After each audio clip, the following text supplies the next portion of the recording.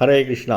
தெய்வத்திராச பக்திவேதாந்த சுவாமி ஸ்ரீல பிரபுபாதர் விரிவான பொருளுரைகளுடன் அருளிய ஸ்ரீமத் பாகவதம் காண்டம் 3 பகுதி 1 பராமரிப்பு அத்தியாயம் 8 கர்ப்போதகசாயி விஷ்ணுவிலிருந்து பிரம்மாவின் தோற்றம் பதங்கள் 8-9. 8ஆம் பதம்.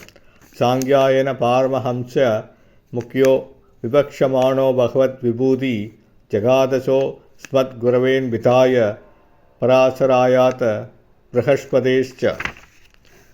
மொழிபெயர்ப்பு. ஆன்மீகிகளில் தலைமையானவரான சாங்கியாயன மாமுனிவர் ஸ்ரீ பாகவதத்திற்கேற்ப பகவானின் மகத்துவங்களை விவரிக்கும் பொழுது எனது ஆன்மீக குருவான பராசர முனிவரும் பிரகஸ்பதியும் அவர் பேசுவதை கேட்க நேர்ந்தது. 9ஆம் பதம். புரோவாச்ச மஹ்யம்ச தயாலுருக்தோ முனி புலஸ்தியேன புராணம் ஆத்யம் சோகம் தவைதத் கதையாமி வத்ச ஸ்ரத்தாளவே நித்தியம் அனுபிரதாய. மொழிபெயர்ப்பு. முன் சொல்லப்பட்டது போல் புலஸ்திய மாமுனிவரின் அறிவுரைப்படி பராசர மாமுனிவர் தலைமை புராணத்தை பாகவதத்தை எனக்கு உபதேசித்தார். அருமை புதல்வரே, எப்பொழுதும் என்னிடம் விசுவாசமுள்ள ஆதரவாளராக நீர் இருப்பதால் நான் கேட்டதை உமக்கு விவரிக்கப் போகிறேன். பொருளுரை. புலஸ்திய மாமுனிவர் எல்லா அசுர வம்சங்களுக்கும் தந்தையாவார். ஒரு சமயம் பராசரரின் தந்தை ஓர் அசுரனால் கொன்று தின்னப்பட்டார். இதனால் எல்லா அசுரர்களும் எரிந்து சாம்பலாக போகும் யாகம் ஒன்றை பராசரர் ஆரம்பித்தார். வசிஷ்ட மாமுனிவர் யாகசாலைக்கு வந்து அந்த யாகத்தை உடனே நிறுத்தும்படி பராசரரை கேட்டுக்கொண்டார். முனிவர்களுக்கிடையில் வசிஷ்டருக்கு இருந்த அந்தஸ்து மற்றும் மரியாதையின் காரணத்தால் அவரது வேண்டுகோளை பராசரரால் மறுக்க முடியவில்லை.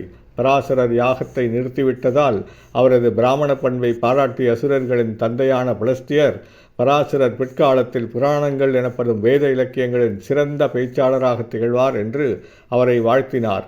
பிராமணர்களுக்குள்ள மன்னிக்கும் சுபாவத்தினால் பராசரர் அசுரர்களை மன்னித்து விட்டதால் அவரது செயலை புலஸ்தியர் பாராட்டினார்.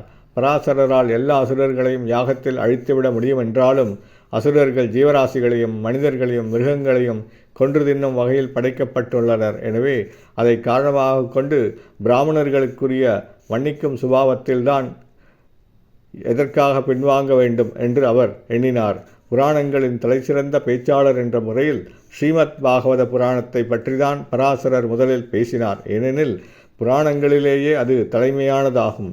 பராசரரிடமிருந்து தாம் கேட்ட அதே பாகவதத்தை விதுரருக்கு கூற மைத்ரேய முனிவர் விரும்பினார். விசுவாசத்தாலும் உயர்ந்தவர்களிடமிருந்து பெற்ற உபதேசங்களை பின்பற்றுவதிலும் விதுரர் சிரத்தையுடையவராக இருந்ததால் பாகவதத்தை கேட்கும் தகுதியை அவர் பெற்றிருந்தார். எனவே ஸ்ரீமத் பாகவதமானது வியாசதேவரின் காலத்திற்கு முன்பிருந்தே சீடப்பரம்பரையின் பேசப்பட்டு வந்துள்ளது.